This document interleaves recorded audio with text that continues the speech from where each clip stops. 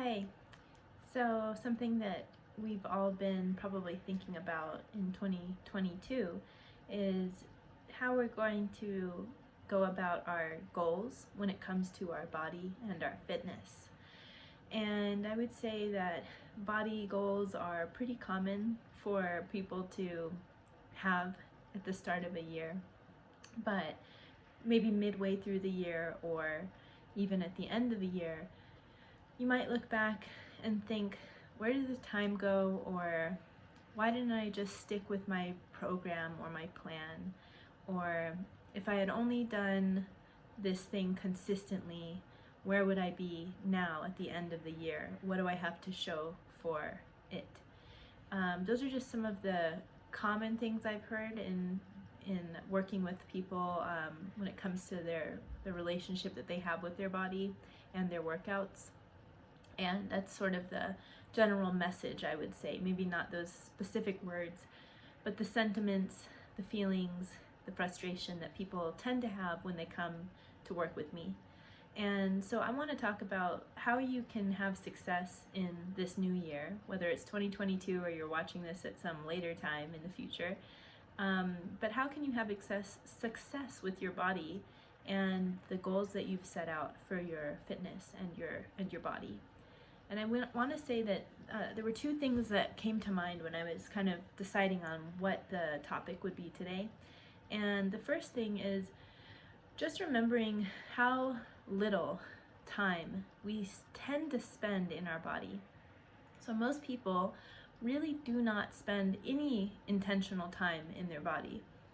And I would say most people, even if they have a workout routine that they follow, oftentimes they're still distracted in their mind.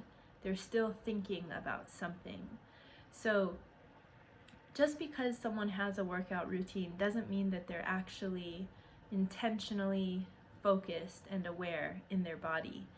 And so I want to talk about that. So how this looks in practice is a lot of times we wake up, and we might be greeted by someone that we live with or our family that we live with.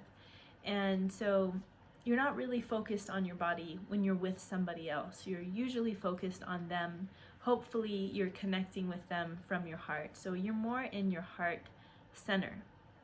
You're relating to them with empathy, with concern, with feelings, with communication, and that's all coming through from your heart.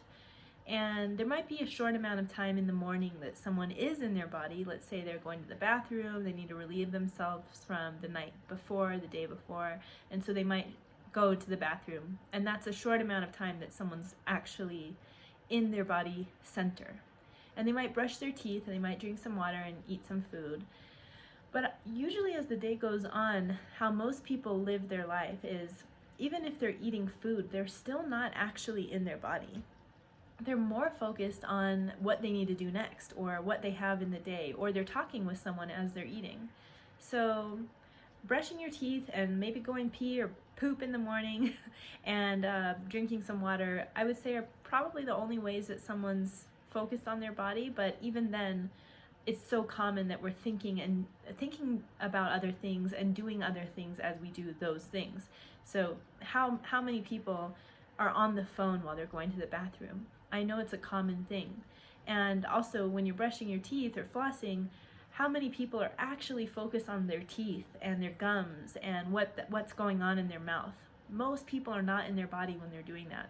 They're actually thinking about what they have to do or what they want to do or replaying a conversation. So they're not in their body, not in the present. And then the same goes for drinking fluids and eating throughout the day. It's just so rare that people are with their body when they're doing things that pertain to their body or have to do with their body. So I want to kind of just show you how infrequent you probably are actually with your body. And that's why I think for your goals in 2022 or whatever year it is, you really want to focus on being with your body every day intentionally in one session And that's your body practice. That's a workout. That is a yoga session. That's a stretching flow. That's a class that you're attending. But whatever it is, whatever sort of fitness you are setting out to do this year, make sure that it's coming from a place where you understand this is my time to be with my body. Not in my head, not thinking about all the billions of things I have to do or what I forgot to do or what I should have done or what I plan to do. Anytime you focus, you notice that your brain is doing that, realize that you are taken away from your body.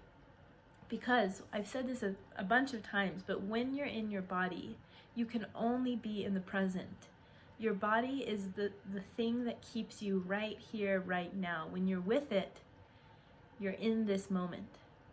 So when you're thinking about the past or the future, you're not in your body because your body's here. It's a very physical, grounded, present place for you to be.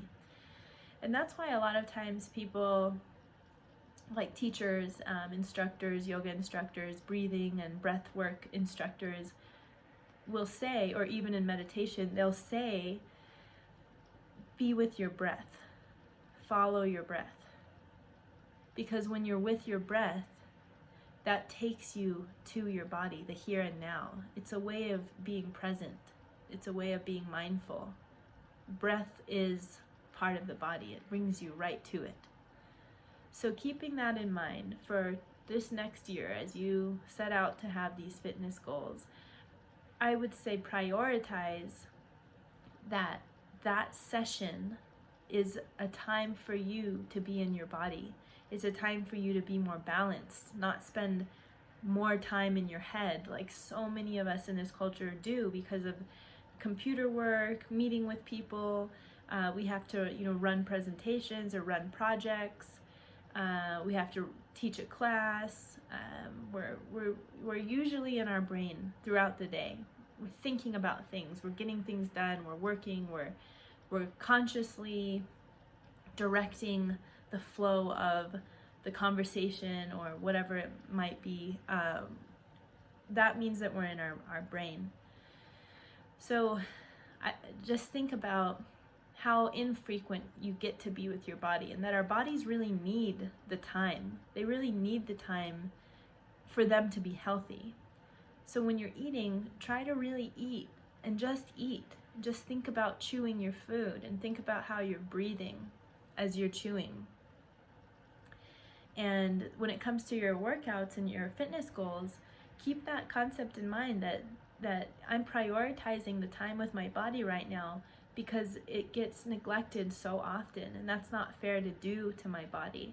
So you're starting to develop more of a compassionate way of thinking about your body instead of just, I need to work out to change how I look, or I need to work out because I feel guilty about what I ate, or oh, I gotta work out because look at this belly. Those are not very sustainable mindsets to keep. They're not sustainable. It's not a sustainable way for you to stay consistent with your workout goals. Try to come from more of a compassionate place as you set out to accomplish your goals for your body and your fitness. And you do that by having compassion for the body. Your body is a vessel. It's something that takes you around and works really hard for you. It works nonstop, always, 24/7. It is on doing things for you, for your survival. And so the least you can do is give it an hour a day of something. And it doesn't have to be a workout. It can be a stretching or a yoga or something that might be not the classic workout, but it is something dedicated to your body. And you're really being mindful of spending that awareness and turning it in to the body, not focused out, not focused in the past, not thinking about yourself or your emotions, but thinking about the body. And one way to do that is, like I mentioned earlier, breathing, focus on your breath, following your breath, being aware of your breath, how it feels. But the other thing is to even focus on your muscles and your bones and your joints and picture in your mind like what's happening with my body right now as I do this movement or as I do this breathing. Picture your lungs like expanding and closing in your rib cage. I like to picture my blood going throughout my body, and I like to picture how I look in, like, if I were an anatomy book. If I was an anatomy character, what would I look like? What is my actual body doing? My veins and my tendons and muscles. And it's really cool because our bodies are so amazing and fascinating, and they're all kind of the same. Like, we have the same basic makeup in a body. We all need bones, we all have cells, we have blood cells, we have lungs, we have heart. So there's just some really basic things that every body has.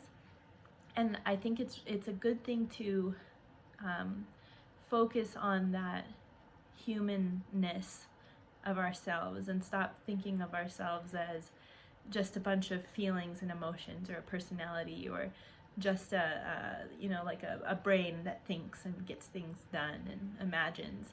But we're actually these really machine-like structures, and we want to honor that machine, or that structure that we have called the body.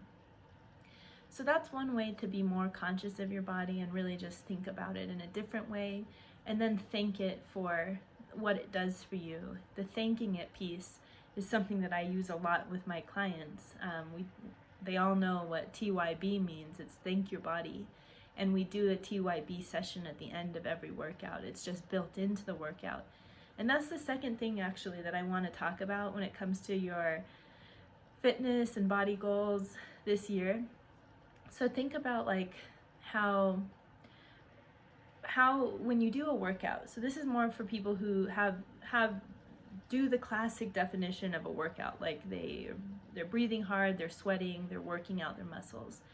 And how often do you do a workout and then just go into the next thing that you have that day? So whether you're taking a class, it's a CrossFit class, or you're going to the gym, whatever, you're working out at home, whatever it could be, you're doing some kind of physical, focused workout. And then you stop the workout, and then what do you do next? You just go and get water, or drink a protein shake, or, move into the next room to go back to your work, or rush into your car to meet someone for lunch, or what happens right after the workout is done. And I think for a lot of people, the next thing that happens is like rush to the next thing, just get to the next thing, and they're just kind of in a rush going on to, they check the box of workout, now they're going to check the box for the next thing. So the thank your body piece that I teach to clients in a nutshell is taking the time to basically bring your nervous system down. Because think about when we're charged up in a workout, and it might even be, like not a classic workout with weights, but what if it's just running, or, something where your heart rate's up and your nervous system's kind of going. You've released adrenaline and dopamine, and the endorphins are flowing, and you're kind of charged up. There's a lot of energy that's been built up and then released. But there's nothing that takes you back down to like a neutral sort of level plane. And that's what the thank your body piece is for. And I really recommend incorporating that into your fitness goals that you have this year. So whatever it is that you do for your workouts or your fitness, just make sure that you always end with about 5 minutes of just being really still and relaxed and getting your breathing controlled.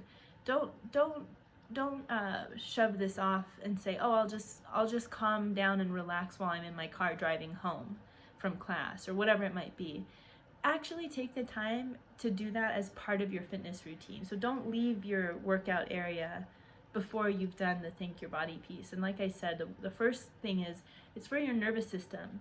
You don't want to always be in sympathetic state, which most of our culture, I think, is in the sympathetic state, which means they're in like fight, flight, freeze mode, kind of. So there's just a constant being on of sorts, some sort of being on. is sympathetic, so it means that your nervous system is turned on to be productive or to be thinking or to be kind of stressed out. And it's not always bad stress. Sometimes it's good stress called eustress, but it doesn't matter to the nervous system. You still need to purposefully flip on the parasympathetic nervous system, which is the system that is responsible and allows you to rest and digest your food and to feel safe and to have deeper breaths. And you need to train that system, because I think there's too much in our world that forces you or sort of hits the button for stress mode. Like, be stressed about this, be stressed about that, look at this, look at that. That's kind of how our world is. Like with social media, you get these notifications all the time, and you're getting emails, and you're getting people calling you and texts coming in, and you're driving here, you're driving there, you're making this appointment, you're making that appointment, you're working on your schedule, your calendar, your planner. It's a lot. Doesn't that just seem stressful? I mean, it's a lot that we have coming at us. So that's why we need to intentionally train the parasympathetic system. And the best time to do it is after your workout, so you can kind of start from a neutral zone and kind of reach equilibrium again within your body. So I would really recommend putting that into your fitness program. And those were sort of my two concepts that I wanted to share with you today about coming to this new year with a plan about your fitness, but not only a plan, a way to view your body in a different way, in a way that's a little more gentle, a little more sustainable, and it'll let you be more balanced with how you do your practice.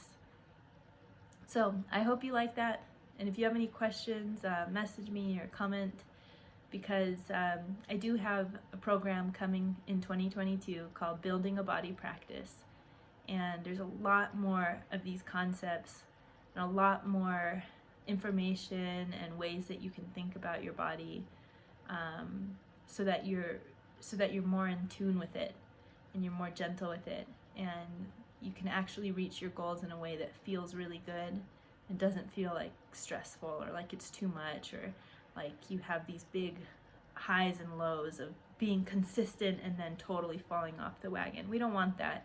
That's not what we want when we set out for goals. We want to be consistent and sustain the habits to get us to our goal. So that's what Building a Body Practice is about, and I do teach a lot about this stuff. But those are the two things I wanted to share with you. So hope you liked it. I'll see you guys around. Bye.